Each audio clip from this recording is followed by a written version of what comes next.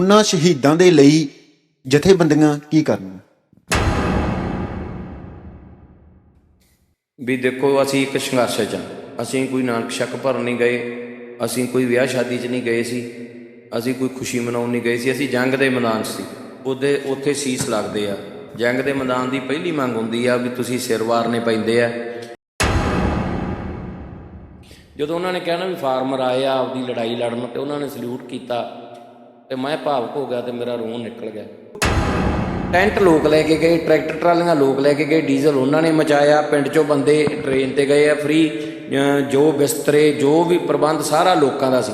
ਝੰਡੇ ਵੀ ਮੁੱਲ ਲਏ, ਬੈਚ ਵੀ ਲੋਕਾਂ ਨੇ ਮੁੱਲ ਲਏ। ਮੈਂ 5 ਰੁਪਈਆਂ ਦੀ ਵੀ ਪਰਚੀ ਨਹੀਂ ਕੱਟੀ। ਜਿੰਨਾ ਵੀ ਖਰਚਾ ਮੇਰਾ ਹੋਇਆ ਜਾਂ ਜਿੰਨੇ ਪ੍ਰੋਗਰਾਮ ਲੋਟ ਹੋਏ, ਉਹਦਾ ਖਰਚਾ ਤਕਰੀਬਨ ਆਪਣੇ ਨਗਰ ਨਿਆਲਮ ਵਾਲੇ ਦਾ ਕੀਤਾ। ਇੱਥੇ ਅੱਗ ਜੀ ਲੱਗ ਗਈ ਵੀ ਯਾਰ ਆਪਣੀਆਂ ਧੀਆਂ ਭੈਣਾਂ ਨੂੰ ਇਹਨਾਂ ਨੇ ਵੀ ਸੜਕ 'ਤੇ ਖੜ੍ਹਨ ਲਈ ਮਜਬੂਰ ਕਰਤਾ। ਸਟੇਟ ਦੀਆਂ ਸਰਕਾਰਾਂ ਨੇ ਵੀ ਆਪਣੇ ਨਾਲ ਭਲੀ ਨਹੀਂ ਕੀਤੀ, ਪਰ ਇਹੋ ਜਿਹੇ ਹੱਥ ਕੰਡੇ ਅਪਣਾਏ। ਇਹਨਾਂ ਨੂੰ ਕਿਵੇਂ ਕਮਜ਼ੋਰ ਕੀਤਾ? ਐਂ ਹੁੰਦਾ ਜਿਹੜੇ ਜੀ ਹਜ਼ੂਰੀ ਵਾਲੇ ਲੋਕ ਆ, ਜਿਨ੍ਹਾਂ ਨੇ ਕਮਾ ਕੇ ਨਹੀਂ ਖਾਧੀ, ਜਿਨ੍ਹਾਂ ਦਾ ਮਿੱਟੀ ਨਾਲ ਮੋਹ ਨਹੀਂ, ਜਿਨ੍ਹਾਂ ਦਾ ਆਪਦੇ ਲੋਕਾਂ ਨਾਲ ਮੋਹ ਨਹੀਂ, ਜਿਨ੍ਹਾਂ ਦਾ ਆਪਦੇ ਦੇਸ਼ ਨਾਲ ਮੋਹ ਨਹੀਂ, ਉਹ ਲੋਕ ਜਿਹੜੀਆਂ ਨੈਗੇਟਿਵ ਜੀਆਂ ਗੱਲਾਂ ਕਰਦੇ ਸੀ ਨਾ, ਇੱਕ ਤਾਂ ਉਹਨਾਂ ਦੇ ਮੂੰਹ 'ਤੇ ਚਪੇੜ ਬਹੁਤ ਵੱਡੀ ਹੈ। ਜਦੋਂ ਸਾਡੀ ਸੰਘਰਸ਼ ਆਪਾਂ ਜਿੱਤ ਚੁੱਕੇ ਹਾਂ, ਸਟਾਰਟਿੰਗ ਤੋਂ ਲੈ ਕੇ ਐਂਡ ਤੱਕ ਤੁਸੀਂ ਕੀ ਮਹਿਸੂਸ ਕੀਤਾ? ਕਿਵੇਂ ਤੁਸੀਂ ਸਾਰੀ ਸੰਘਰਸ਼ ਲੜਿਆ? ਕਿਸ ਲੋਕਾਂ ਨੇ ਤੁਹਾਡਾ ਸਾਥ ਦਿੱਤਾ? ਸਾਰਾ ਸਾਨੂੰ ਦੱਸੋ। ਸੰਘਰਸ਼ ਸ਼ੁਰੂ ਤੋਂ ਲੈ ਕੇ, ਸਟਾਰਟਿੰਗ ਤੋਂ ਲੈ ਕੇ, ਜਦੋਂ ਰੇਲਵੇ ਟਰੈਕ ਰੋਕੇ ਗਏ ਜਾਂ ਸ਼ੁਰੂ ਤੋਂ, ਵਾਹਿਗੁਰੂ ਦੀ ਕਿਰਪਾ ਨਾਲ ਮੈਂ ਉਹਦਾ ਹਿੱਸਾ ਰਿਹਾ।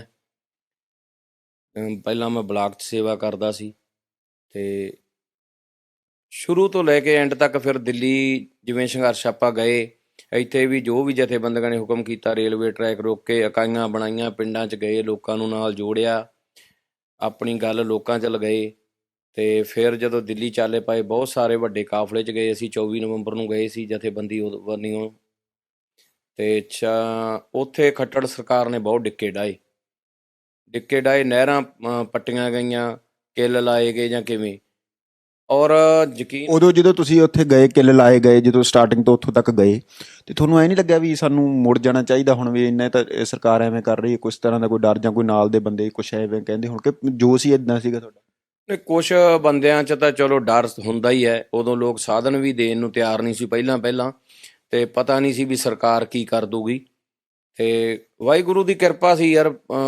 ਜਿਵੇਂ ਨਾ ਹਾਜ਼ਰ ਨਾਜ਼ਰ ਸੀ ਦਸਵੇਂ ਪਿਤਾ। ਮੈਨੂੰ ਤਾਂ ਨਹੀਂ ਡਰ ਲੱਗਿਆ। ਇਹ ਕੋਈ ਵਡਿਆਈ ਦੀ ਗੱਲ ਨਹੀਂ ਵੀ ਮੈਂ ਤੇਰੇ ਸਾਹਮਣੇ ਆਣਾ, ਵੀ ਜਮਾਂ ਫਰੰਟ 'ਤੇ ਜਾ ਕੇ, ਅਤੇ ਅਸੀਂ ਜਰਾਕੇ ਪਾਏ ਆ, ਉਹ ਜਿਹੜੀ ਕੰਡਿਆਲੀ ਤਾਰ ਸੀ ਜਾਂ ਜਿਹੜੇ ਉਹਨਾਂ ਨੇ ਟੰਬੇ ਲਾਏ ਸੀ, ਬੈਰੀਗੇਟ। ਔਰ ਨੌਜਵਾਨਾਂ 'ਚ ਇੰਨਾ ਜੋਸ਼ ਸੀ ਨਾ, ਇਹ ਨਹੀਂ ਵੀ ਅਸੀਂ ਇਕੱਲੇ, ਜਿਹੜੇ ਵੀ ਉਦੋਂ ਤੁਰੇ ਸੀ ਨਾ, ਉਹ ਮਰਜੀਵੜੇ ਹੀ ਸੀਗੇ ਯਾਰ। ਅਤੇ ਗੁਰੂ ਅੰਗ ਸੰਗ ਹੀ ਸੀਗਾ। ਅੱਖੀਂ ਵੇਖਣ 'ਚ ਨਹਿਰਾਂ ਭਰਤੀਆਂ ਲੋਕਾਂ ਨੇ, ਬਿਨਾਂ ਕੰਘਾਂ ਤੋਂ, ਮੁੱਠੀਆਂ ਨਾਲ ਯਾਰ, ਹੱਥਾਂ ਨਾਲ ਹੀ ਮੁੰਡਿਆਂ ਨੇ। ਇੰਨਾ ਜੋਸ਼ ਸੀ। ਅਤੇ ਬੈਰੀਗੇਟ ਵੀ ਵਿੱਚ ਨੱਪਤੇ, ਅਤੇ ਕਿੱਲ ਕੁੱਲ 'ਤੇ ਜਿਹੜੇ ਜਿੰਨੇ ਉਹਨਾਂ ਨੇ ਉਹ ਲਾਏ ਸੀ ਪਿੱਲਰ ਪੁੱਲਰ ਜੇ, ਜਿੰਨੇ ਡਿੱਕੇ ਸੀਗੇ, ਜਿਵੇਂ ਹੁਣ ਆਪਾਂ ਦੇਖਿਆ ਹੀ ਆ, ਉਹ ਨਵਦੀਪ ਨੇ ਛਾਲ ਮਾਰ ਕੇ, ਜੋਸ਼ ਹੀ ਇੰਨਾ ਸੀ। ਅਤੇ ਮੇਰਾ 1.25 ਕੁਆਂਟਲ ਵਜ਼ਨ ਹੈ, ਅਤੇ ਮੈਂ ਕਦੇ ਤੁਰਿਆ ਨਹੀਂ ਗਾ ਬਹੁਤਾ, 1-2 ਕਿਲੋਮੀਟਰ ਤੋਂ ਵੱਧ। ਅਤੇ ਉੱਦੇ ਮੈਂ 16 ਕਿਲੋਮੀਟਰ ਤੁਰਿਆ, ਅਤੇ ਆਪਣੇ ਪਿੰਡ ਦਾ ਜਥਾ ਆਪਣੇ ਨਾਲ ਸੀ। ਅਤੇ ਮੈਨੂੰ ਵੀ ਹੈਰਾਨੀ ਸੀ ਅਤੇ ਵੀ ਕਿਹੜੀ ਤਾਕਤ ਆ ਜਿਹੜੀ ਭਜਾਈ ਜਾਂਦੀ। ਅਸਲੀ ਨਾ ਜਦੋਂ ਕੋਈ ਕਾਲਜੇ ਨੂੰ ਹੱਥ ਪਾਉਂਦਾ ਨਾ, ਜਦੋਂ ਇੱਥੇ ਅੱਗ ਲੱਗ ਗਈ, ਹੋ ਸਕਦਾ ਮੈਂ ਇੰਨੀ ਸੇਵਾ ਨਾ ਕਰ ਸਕਦਾ। ਜਦੋਂ ਅਸੀਂ ਹਰਿਆਣੇ 'ਚ ਐਂਟਰ ਹੋਏ ਨਾ, ਅਤੇ ਉੱਥੇ ਨੌਜਵਾਨ ਲੜਕੀਆਂ ਸਾਨੂੰ ਵਿਚਾਰੀਆਂ ਨੇ ਦੇਖ ਕੇ, ਆਪਣੀਆਂ ਸੀਗੀਆਂ ਕੁੜੀਆਂ ਖੜ੍ਹੀਆਂ, ਉਹਨਾਂ ਨੇ ਨਾ ਦੇਖ ਕੇ ਸਾਨੂੰ ਜਿਵੇਂ ਸਲੂਟ ਕੀਤਾ, ਬਾਏ ਕੀਤਾ, ਜਿਵੇਂ ਆਪਾਂ ਨਿੱਕੇ ਹੁੰਦੇ ਫੌਜੀਆਂ ਦੇ ਕਾਫਲੇ ਨੂੰ ਕਰਦੇ ਸੀ, ਜਾਂ ਅੱਜ ਵੀ ਬੱਚੇ ਕਰਦੇ, ਜਾਂ ਆਪਾਂ ਵੀ ਕਰਦੇ ਹਾਂ ਐਪਰੀਸ਼ੀਏਟ। ਜਦੋਂ ਉਹਨਾਂ ਨੇ ਕਿਹਾ ਨਾ ਵੀ ਫਾਰਮਰ ਆਏ ਆ ਆਪਦੀ ਲੜਾਈ ਲੜਨ, ਅਤੇ ਉਹਨਾਂ ਨੇ ਸਲੂਟ ਕੀਤਾ, ਅਤੇ ਮੈਂ ਭਾਵੁਕ ਹੋ ਗਿਆ ਅਤੇ ਮੇਰਾ ਰੋਣ ਨਿਕਲ ਗਿਆ। ਉੱਥੋਂ ਇੱਕ ਇੱਥੇ ਅੱਗ ਜੀ ਲੱਗ ਗਈ ਵੀ ਯਾਰ ਆਪਣੀਆਂ ਧੀਆਂ ਭੈਣਾਂ ਨੂੰ ਇਹਨਾਂ ਨੇ ਵੀ ਸੜਕ 'ਤੇ ਖੜ੍ਹਨ ਲਈ ਮਜਬੂਰ ਕਰਤਾ। ਵੀ ਜਿਹੜੀਆਂ ਆਪਾਂ ਮੰਨ ਲਾ ਆਪਣੇ ਬੱਚੇ ਆ, ਖਾਸ ਕਰਕੇ ਬੇਟੀਆਂ, ਕਿਸੇ ਚਾਚੇ ਤਾਏ ਦੇ ਘਰੇ ਵੀ ਜਾਣਾ ਹੋਵੇ ਤਾਂ ਕੋਈ ਬਜ਼ੁਰਗ ਦੇ ਨਾਲ ਜਾਂਦੀਆਂ, ਜਾਂ ਕੋਈ ਆਪਦੇ ਪਰਿਵਾਰ ਦਾ ਜੀਅ ਲੈ ਕੇ ਜਾਂਦੀਆਂ, ਅਤੇ ਉੱਥੇ ਯਾਰ ਤੰਬੂਆਂ 'ਚ ਬਹਿਣ ਲਈ ਮਜਬੂਰ ਕਰਤਾ। ਫਿਰ ਉੱਥੋਂ ਅੱਗ ਲੱਗ ਗਈ, ਫਿਰ ਵਾਪਸ ਨਹੀਂ ਮੁੜਿਆ ਗਿਆ। ਫਿਰ ਤਾਂ ਮੰਨ ਲਾ ਵੀ ਵਾਹਿਗੁਰੂ ਦੀ ਕਿਰਪਾ ਨਾਲ ਜਿੰਨਾ ਜੋਸ਼ ਸੀ, ਜਿੰਨੀ ਜਾਨ ਸੀ, ਸਾਰੀ ਲਾਤੀ, ਅਤੇ ਲੋਕਾਂ ਦੇ ਸਾਥ ਨੇ ਬਹੁਤ ਹੌਸਲਾ ਦਿੱਤਾ। ਹਰ ਤਬਕਾ ਲੜਿਆ, ਹਰ ਵਰਗ ਲੜਿਆ, ਵਕੀਲ ਲੜੇ, ਮਾਸਟਰ ਲੜੇ, ਡਾਕਟਰ ਲੜੇ, ਦੁਕਾਨਦਾਰ ਭਰਾਵਾਂ ਨੇ ਸਾਥ ਦਿੱਤਾ, ਹਰਿਆਣੇ ਵਾਲੇ ਭਰਾ, ਛੋਟੇ ਭਰਾ ਵਾਲੇ ਭੂਮਿਕਾ ਨਿਭਾਈ। ਜੋ ਦੇਖਿਆ, ਰਾਜਸਥਾਨ ਤੋਂ ਲੋਕ ਆਏ, ਯੂਪੀ ਤੋਂ ਆਏ, ਬਹੁਤ, ਵੀ ਕੋਈ ਕਮੀ ਨਹੀਂ ਛੱਡੀ। ਤੇ ਨਿਹੰਗ ਸਿੰਘ ਜਥੇਬੰਦੀਆਂ ਨੇ ਬਹੁਤ ਹੌਸਲਾ ਨਾਲ ਅੱਗੇ ਹੋ ਕੇ ਸਾਡੀ ਅਗਵਾਈ ਕੀਤੀ, ਜਥੇਬੰਦੀਆਂ ਦੇ ਆਗੂ ਸਾਹਿਬਾਨ ਨੇ। ਮਤਲਬ ਕੀ ਸੀ, ਇੱਕ ਪੂਰੀ ਲਕਾਈ ਲੜੀ, ਇੱਕ ਪੂਰੀ ਕਿਰਤੀ ਜਮਾਤ ਲੜੀ। ਬੇਸ਼ੱਕ ਗਿਣਤੀ 'ਚ ਇੱਕ ਪਿੰਡ 'ਚੋਂ 5-5 7-7 ਬੰਦੇ ਹੀ ਜਾਂਦੇ ਸੀ। ਜਦ ਕੁਛ ਪਰਸੈਂਟੇਜ ਕੱਢ ਕੇ ਅੰਕੜਿਆਂ ਦੀ ਖੇਡ ਖੇਡੀਏ ਤਾਂ ਬਹੁਤ ਘੱਟ ਪਰਸੈਂਟੇਜ ਸੀ ਲੋਕਾਂ ਦੀ ਲੜਨ ਵਾਲਿਆਂ ਦੀ, ਪਰ ਜਿੰਨੇ ਸੀ ਨਾ ਉਹ ਸਾਰੇ ਹੀ ਬੇਝਿਜਕ ਹੋ ਕੇ ਲੜੇ, ਤਨ ਮਨ ਧਨ ਲਾ ਕੇ ਲੜੇ। ਜਿਵੇਂ ਸਾਰਾ ਅੰਦੋਲਨ ਆਪਾਂ ਜਿੱਤ ਚੁੱਕੇ ਆ ਹਨਾ, ਤੇ ਇਹ ਅੰਦੋਲਨ ਹੋਣ ਤੋਂ ਬਾਅਦ ਲੋਕਾਂ ਦੇ ਵਿੱਚ ਕੀ ਇਸ ਦਾ ਰਿਸਪੌਂਸ ਜਾਊਗਾ, ਇਸ ਦਾ ਕੀ ਲੋਕਾਂ ਦੇ ਵਿੱਚ ਨਿਕਲ ਕੇ ਆਊਗਾ ਵੀ ਜੇ ਉਹ ਆਪਣਾ ਅੰਦੋਲਨ ਹੋਇਆ? ਜਿਹੜੇ ਨਾ ਲੋਕਾਂ ਦੇ ਭੁਲੇਖੇ ਦੂਰ ਹੋ ਗਏ ਇਸ ਅੰਦੋਲਨ ਨਾਲ। ਬਹੁਤੇ ਬੰਦਿਆਂ ਨੂੰ ਇਹ ਸੀ ਵੀ ਨਹੀਂ ਨਹੀਂ ਸਰਕਾਰਾਂ ਨਹੀਂ ਝੁਕਦੀਆਂ ਹੁੰਦੀਆਂ, ਵੀ ਐਂ ਤਾਂ ਕੱਲ ਨੂੰ ਕੋਈ ਹੋਰ ਕਹਿ ਦੂਗਾ ਆਹ ਗਲਤ ਬਣ ਗਿਆ ਜੀ, ਐਂ ਬਣ ਗਿਆ। ਜਿਹੜੇ ਲੋਕਾਂ ਦੀ ਨਾ ਜਾਣੀ ਕਿ ਨਾ ਤੀਜਾ ਦੁਆਰ ਨੇਤਰ ਖੁੱਲ੍ਹਿਆ ਹੀ ਨਹੀਂਗਾ, ਜਿਨ੍ਹਾਂ ਦੀ ਫਿਕਸਿੰਗ ਜੀ ਸੋਚ ਆ, ਜਿਹੜਿਆਂ ਦੀ ਮੰਨ ਲਾ ਫਲਸਫਾ ਛੋਟਾ, ਜਿਨ੍ਹਾਂ ਦੀ ਸੋਚ ਛੋਟੀ ਆ, ਉਹਨਾਂ ਲੋਕਾਂ ਨੂੰ ਲੈ ਐਂ ਸਰਕਾਰਾਂ ਝੁਕਦੀਆਂ ਐਂ ਹੁੰਦਾ। ਜਿਹੜੇ ਜੀ ਹਜ਼ੂਰੀ ਵਾਲੇ ਲੋਕ ਆ, ਜਿਨ੍ਹਾਂ ਨੇ ਕਮਾ ਕੇ ਨਹੀਂ ਖਾਧੀ, ਜਿਨ੍ਹਾਂ ਦਾ ਮਿੱਟੀ ਨਾਲ ਮੋਹ ਨਹੀਂ, ਜਿਨ੍ਹਾਂ ਦਾ ਆਪਦੇ ਲੋਕਾਂ ਨਾਲ ਮੋਹ ਨਹੀਂ, ਜਿਨ੍ਹਾਂ ਦਾ ਆਪਦੇ ਦੇਸ਼ ਨਾਲ ਮੋਹ ਨਹੀਂ, ਉਹ ਲੋਕ ਜਿਹੜੀਆਂ ਨੈਗੇਟਿਵ ਜੀਆਂ ਗੱਲਾਂ ਕਰਦੇ ਸੀ ਨਾ, ਇੱਕ ਤਾਂ ਉਹਨਾਂ ਦੇ ਮੂੰਹ 'ਤੇ ਚਪੇੜ ਬਹੁਤ ਵੱਡੀ ਹੈ ਵੀ ਜਦੋਂ ਲੋਕ ਆਪਦੇ ਹੱਕ ਨਾਲ ਨਿਕਲਦੇ ਆ ਨਾ, ਤੰਗਲੀਆਂ ਵਾਲੇ ਹੱਥ ਤੇ ਵਿਆਈਆਂ ਵਾਲੇ, ਤੇ ਜਦੋਂ ਲੋਕਾਂ ਨੇ ਬੈਰੀਗੇਡ ਦੀਆਂ ਤਵੀਆਂ ਬਣਾ ਲਈਆਂ ਚੱਕ ਚੱਕ ਕੇ, ਜਦੋਂ ਫਿਰ ਆਪ ਮਾਰੇ ਲੋਕ ਨਿਕਲਦੇ ਆ ਨਾ ਆਪਦੇ ਹੱਕ ਲੈਣ, ਫਿਰ ਸਰਕਾਰਾਂ ਸਰਕੂਰਾਂ ਕੋਈ ਚੀਜ਼ ਨਹੀਂ ਝੁਕ ਜਾਂਦੀਆਂ। ਇੱਕ ਜਿਹੜਿਆਂ ਨੂੰ ਵਹਿਮ ਸੀ ਨਾ ਖਾਸ ਕਰਕੇ ਪੰਜਾਬ ਪ੍ਰਤੀ ਵੀ ਨਸ਼ੇੜੀ ਹੋ ਗਿਆ ਪੰਜਾਬ, ਉਹ ਨਹੀਂ ਲੜ ਸਕਦੇ, ਇਹ ਤਾਂ ਜੀ ਬਸ ਅਖਲਾਕੀ ਗੱਲਾਂ ਰਹਿ ਗਈਆਂ, ਕਹਿਣ ਦੀਆਂ ਗੱਲਾਂ ਰਹਿ ਗਈਆਂ ਵੀ ਅਸੀਂ ਬਾਬਾ ਬੰਦਾ ਸਿੰਘ ਦੇ ਬਹਾਦਰ ਦੇ ਵਾਰਸ ਹਾਂ, ਅਸੀਂ ਦਸਵੇਂ ਪਿਤਾ ਦੀਆਂ ਗੱਲਾਂ 'ਤੇ ਪਹਿਰਾ ਦੇਣ ਵਾਲੇ ਲੋਕ ਹਾਂ, ਜਾਂ ਅਸੀਂ ਸਿੱਖੀ ਸਿਧਾਂਤਾਂ ਨੂੰ ਮੰਨਣ ਵਾਲੇ ਲੋਕ ਹਾਂ, ਸਰਬੱਤ ਦਾ ਭਲਾ ਮੰਗਣ ਵਾਲੇ ਲੋਕ ਹਾਂ, ਜਾਂ ਕਿਰਤ ਕਰੋ ਨਾਮ ਜਪੋ ਵੰਡ ਛਕੋ ਦੇ ਪਹਿਰਾ ਦੇਣ ਵਾਲੇ ਲੋਕ ਹਾਂ।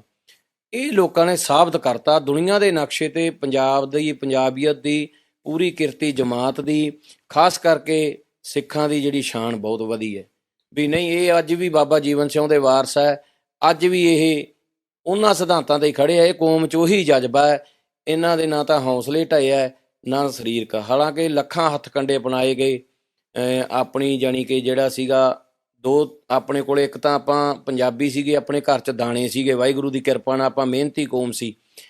ਆਪਾਂ ਨੂੰ ਪਾਲਿਸੀ ਮੇਕਰਾਂ ਨੇ ਮਾਰਨ ਦੀ ਪੂਰੀ ਕੋਸ਼ਿਸ਼ ਕੀਤੀ, ਖਾਸ ਕਰਕੇ ਸੈਂਟਰ ਦੀਆਂ ਸਰਕਾਰਾਂ ਨੇ। ਬੇਸ਼ੱਕ ਸਟੇਟ ਦੀਆਂ ਸਰਕਾਰਾਂ ਨੇ ਵੀ ਆਪਣੇ ਨਾਲ ਭਲੀ ਨਹੀਂ ਕੀਤੀ, ਪਰ ਇਹੋ ਜਿਹੇ ਹੱਥ ਕੰਡੇ ਅਪਣਾਏ ਵੀ ਇਹਨਾਂ ਨੂੰ ਕਿਵੇਂ ਕਮਜ਼ੋਰ ਕੀਤਾ ਜਾਵੇ, ਫਿਜ਼ੀਕਲੀ ਵੀ ਆਪਾਂ ਨੂੰ ਮਾਰਨ ਦੀ। ਨਸ਼ਿਆਂ 'ਚ ਗਲਾਨ ਕੀਤੇ ਕੁਛ ਗੱਭਰੂ ਆਪਣੇ ਆਪਣੇ ਮੰਨ ਲਾ ਅੱਤਵਾਦੀ ਕਹਿ ਕੇ ਮਾਰੇ, ਸਾਡੇ ਵੱਖ-ਵੱਖ ਜ਼ੁਲਮ ਦੀ ਇੰਤਹਾ ਕੀਤੀ ਪੰਜਾਬ 'ਤੇ। 84 'ਚ ਸਾਡਾ ਕਤਲੇਆਮ ਹੋਇਆ, ਹੋਰ ਵੀ ਬਹੁਤ ਸਾਰੇ ਬੱਸਾਂ 'ਚੋਂ ਲਾ ਵੀ ਸਾਡੇ ਮਰਾਏ ਗਏ। ਕੁਝੀਆਂ ਹਰਕਤਾਂ ਇੰਨੀਆਂ ਲੱਖਾਂ ਤਸ਼ੱਦਦਾਂ ਤੋਂ ਬਾਅਦ ਵੀ ਅੱਜ ਜਿਹੜੀ ਕੌਮ ਨਿਖਰ ਕੇ ਫੇਰ ਦੁਨੀਆ ਦੇ ਸਾਹਮਣੇ ਆਈ ਆ, ਤੇ ਇਹ ਵਾਹਿਗੁਰੂ ਦੀ ਕਿਰਪਾ ਹੀ ਹੈ। ਤੁਸੀਂ ਜੋ ਸਾਰੀ ਘਟਨਾ ਹੋਈ ਹੈ ਨਾ, ਇਹਨੂੰ ਸਾਰੀ ਜ਼ਿੰਮੇਵਾਰੀ ਬੀਜੇਪੀ ਤੇ ਮੰਨਦੇ ਹੋ ਕਿ ਕਾਰਪੋਰੇਟ ਤੇ ਮੰਨਦੇ ਹੋ ਕਿ ਸਟੇਟ ਲੈਵਲ ਦੀ ਸਰਕਾਰ ਤੇ ਮੰਨਦੇ ਹੋ? ਜ਼ਿੰਮੇਵਾਰੀ ਕਿੰਨੇ ਪਰਸੈਂਟੇਜ ਤੁਸੀਂ ਮੰਨਦੇ ਹੋ? ਪਰਸੈਂਟੇਜ ਤਾਂ 100 ਪੈਸੇ ਹੀ ਜੀ। ਜਿਹੜੇ ਰਾਜ ਸੱਤਾ ਵਾਲੇ ਲੋਕ ਆ ਨਾ, ਜਿਹਨੂੰ ਵੀ ਅਸੀਂ ਸਿੰਘਾਸਨ ਦਿੱਤਾ, ਚਾਹੇ ਉਹ ਸਟੇਟ ਲੈਵਲ ਦਾ ਦਿੱਤਾ ਤੇ ਚਾਹੇ ਸੈਂਟਰ ਦਾ ਦਿੱਤਾ, ਇਹ ਅੱਜ ਦਾ ਨਹੀਂ, ਜਦੋਂ ਦਾ ਗੈਟ ਸਮਝੌਤਾ ਆਇਆ ਉਦੋਂ ਪਹਿਲਾਂ ਦੇ ਵੀ ਹੱਥ ਟੋਕਿਆ। ਵਰਲਡ ਬੈਂਕ ਦੀਆਂ ਹੁਣ ਦੇ ਟਾਈਮ ਤਾਂ ਬੀਜੇਪੀ ਦਾ ਹੀ ਸੀਗਾ। ਮੈਂ ਉਹੀ ਤੁਹਾਨੂੰ ਸਾਰਾ ਖੁਲਾਸਾ ਕਰੂੰਗਾ ਜਿੰਨੀ ਕੁ ਮੈਨੂੰ ਨੌਲੇਜ ਹੈ।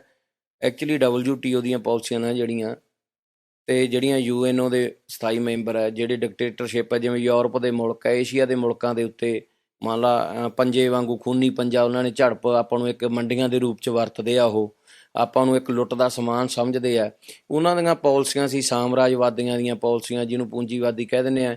ਇਹ ਜਿਹੜੀਆਂ ਸਰਕਾਰਾਂ ਨਾ ਸਾਡੀਆਂ, ਇਹ ਤਾਂ ਉਹਨਾਂ ਦੇ ਹੱਥ ਟੋਕੇ ਆ। ਇੱਕ ਸਵਾਲ ਤੁਹਾਨੂੰ ਹੋਰ ਆ ਕਿ ਜੋ ਵੀ ਧਰਨੇ ਦੇ ਵਿੱਚ ਸ਼ਹੀਦ ਹੋਏ ਆ, ਉਹਨਾਂ ਸ਼ਹੀਦਾਂ ਦੇ ਲਈ ਜਥੇਬੰਦੀਆਂ ਕੀ ਕਰਨਗੀਆਂ, ਜਾਂ ਉਹਨਾਂ ਨੇ ਵਾਅਦੇ ਕੀਤੇ ਸੀ ਉਹ ਕਰਨਗੇ ਕਿ ਨਹੀਂ ਕਰਨਗੇ? ਦੇਖੋ, ਜਦੋਂ ਦਾ ਇਹ ਮੋਰਚਾ ਸ਼ੁਰੂ ਹੋਇਆ ਉਦੋਂ ਵੀ ਸਿੰਘੂ ਬਾਰਡਰ 'ਤੇ ਵੀ ਬੋਲੇ, ਟਿਕਰੀ ਬਾਰਡਰ 'ਤੇ ਵੀ ਸਟੇਜ 'ਤੇ ਗੱਲ ਕਹੀ ਵੀ ਦੇਖੋ ਅਸੀਂ ਇੱਕ ਸੰਘਰਸ਼ 'ਚ ਹਾਂ, ਅਸੀਂ ਕੋਈ ਨਾਨਕ ਸ਼ੱਕ ਭਰਨ ਨਹੀਂ ਗਏ, ਅਸੀਂ ਕੋਈ ਵਿਆਹ ਸ਼ਾਦੀ 'ਚ ਨਹੀਂ ਗਏ ਸੀ, ਅਸੀਂ ਕੋਈ ਖੁਸ਼ੀ ਮਨਾਉਣ ਨਹੀਂ ਗਏ ਸੀ, ਅਸੀਂ ਜੰਗ ਦੇ ਮੈਦਾਨ 'ਚ ਸੀ। ਉੱਥੇ ਸੀਸ ਲੱਗਦੇ ਆ।